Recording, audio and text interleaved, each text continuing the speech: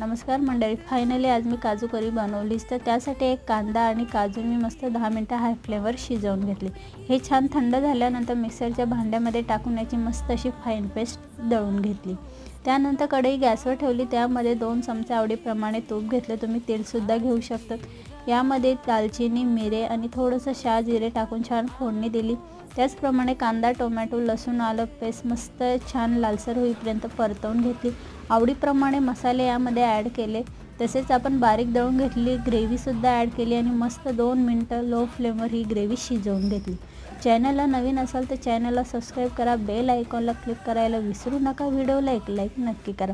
Gravy छान शिजून झाली का थोडं थोडं पाणी टाकून प्रमाण वाढवून घ्यायचं. साईडला मी काजू थोडेसे मस्त लालसर होईपर्यंत तळून घेतले. ग्रेव्हीला छान उकळी आली का यामध्ये काजू टाकायचे आणि लो फ्लेमवर 5 मिनटं ही काजू करी शिजवून घ्यायची. रेसिपी कशी वाटली एक कमेंट करून नक्की